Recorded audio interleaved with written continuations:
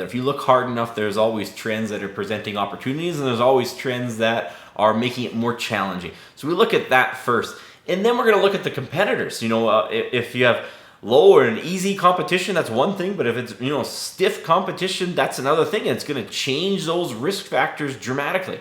I can see the whole wide world with these two eyes, and I can be whoever I wanna be, 'cause it's my life.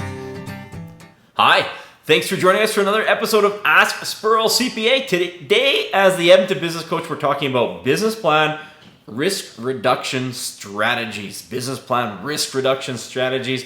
I have Laura from our office here again today. Laura, how long have you been with us now? About a year. About a year. When's that anniversary date? Do we know? August 13th. August, so right coming up on the year, like 2 more weeks, right on. Yeah. So the quote that we have here today, it's a Zig Ziglar quote, and he says, "When you stop planning and preparing, you stop winning." And Industry Canada tells us that 15% of all businesses fail in year 1, 30% of all businesses will fail by year 2, and 50% of all businesses will fail by year 5. And when it comes to risk reduction strategies, the story that we see are most businesses, they're either walking around with these rose-colored glasses, they're thinking that business risk failure, it doesn't apply to them, or they're so terrified at the risk that they don't look at the risk critically and develop logical risk reduction strategies so they don't become one of those statistics. Now, Laura, what are the questions that these business owners, as it pertains to risk reduction strategies, what should they be asking? Do you like to examine the risks after examining the market trends and competitors? Yeah. So the first thing we like to do is, first thing we want to do is, what are the trends in this industry? Where is this thing going? What are the opportunities and what are the challenges? There's always both in every industry. It's never, one or the other. If you look hard enough, there's always trends that are presenting opportunities, and there's always trends that are making it more challenging. So we look at that first, and then we're going to look at the competitors. If you have low and easy competition, that's one thing, but if it's stiff competition, that's another thing, and it's going to change those risk factors dramatically. Is it practical to look at all the risks, or do you examine the most significant risks? Yeah, there is no risk-free strategy. There is no way that we can look at every risk and mitigate every single risk. So what we want to do is we want to focus on the ones that are the most significant. I like to ask clients is, what are the things that keep you up at night? That's what we really want to see is what are the things that actually keep you up at night, and that's what we're going to focus on, because it's impossible to tackle every risk. So let's look at the ones that are significant. How can you mitigate profitability and cash flow risks? So when it comes to profitability and cash flow risks, a lot of times it's just assembling reasonable projections, which are in essence the reasonable projections become your budget, and you have that budget which you can now stick to as a business owner. When it comes to, if we said it's going to cost $100,000 for a new piece of equipment or to build out a lease space, we can't spend $150,000 on that piece of equipment. If we have a certain amount earmarked for office administrative help, that is our budget, and we have to stick to it. So, mitigating those profitability and cash flow risks primarily come down to assembling reasonable projections, which is one thing, probably about 1/3 of the battle, but then 2/3 of the battle is sticking to those projections, which are in essence your budget. How can you mitigate the risks associated with being an inexperienced owner? So when it comes to being an inexperienced owner, and this is hard to take because a lot of people who are starting businesses have a tremendous amount of experience in the industry that they're starting a business in. That's the common thing is, they've been an electrician for years, they've been a plumber for years, they've been a dentist for years. But when you look at it critically, if you can have an honest discussion with yourself, a lot of times you'll find out that although you're very experienced in the technical aspects of your business, you're in fact an inexperienced owner. And there's a number of ways that we can mitigate those risks. Primarily, you still have to be learning. People who are good at business because they are always learning. They are always trying to learn. And then another one about it is coaching. Coaching works. Business coaching works. Hiring a business coach, sometimes that is the key. The best business owners in the world have coaches.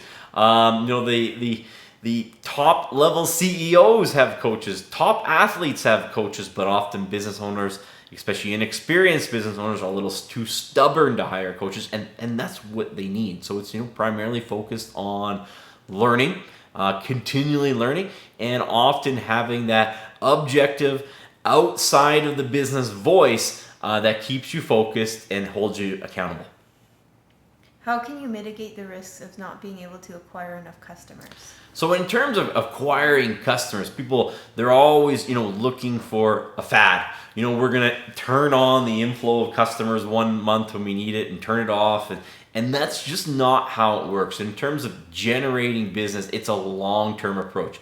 You pick marketing initiatives, and you pick marketing initiatives that are based on facts from people who have actually, built businesses. And then we're going to execute those marketing initiatives over time. A lot of effective marketing strategies, even when we're talking about building out an internet marketing campaign, a lot of times it's going to take 6 months or a year to get that thing, get all those wheels in that process turning, that we're generating a consistent amount of leads from that. So in terms of mitigating the risks of acquiring enough customers, it's often picking proven strategies and then basically executing them consistently over time and not stopping and starting them. How can you mitigate the risks of losing customers and pricing pressure? Yeah, that's always going to be one. Customers, in absence of value, price is the only consideration. So if, what was value 10 years ago might not be as valuable today. There's technological improvements. Your competitors are always getting better. So the only way to, truly avoid those pricing pressures or losing customers is to always increase that value proposition that you're giving customers. You can never rest on, what the way you did it before. You have to be working on the business, developing new templates, new checklists, new processes, new wow moments for your customers to build that value, so that someone can't just come along and offer them a cheaper price and they'll jump ship. How can you mitigate legal and regulatory risks? Yeah, legal and regulatory risks, they can be big, and a lot of times what we have to do is we have to have proper legal advice. Often there's contracts or agreements that we want to send to a corporate lawyer for review and give us some input on how we can structure our agreements and our day-to-day business operations to guard against those risks. Sometimes a lot of businesses have a high degree of injury. If they're in some sort of sport or they're running a gym or something like that, what can we put on the terms of membership that make sure that if there is an injury that's eventually inevitable due to the nature of the business, that the loss is not going to be catastrophic. Having the proper insurance in place, and sometimes diversifying against certain income streams that are maybe really susceptible to a regulatory change, making that revenue stream unworkable. How can you mitigate product and service risks? So when it comes to the product and services, it's more about the obsolescence. Think about your product. One day it's not going to be used anymore, because a lot of times things with technology or style changes, people just don't want it anymore. You talk about the guys who they used to put that Coke bottle stucco on houses. I don't know if you've ever seen it, Laura. They have that Coke bottle, and you have shards of the bottle in the house. Whoever thought this was a good style idea? But imagine if you're that guy, and all of a sudden you just resisted the fact that everyone is putting vinyl siding on houses, and you never got into the vinyl siding.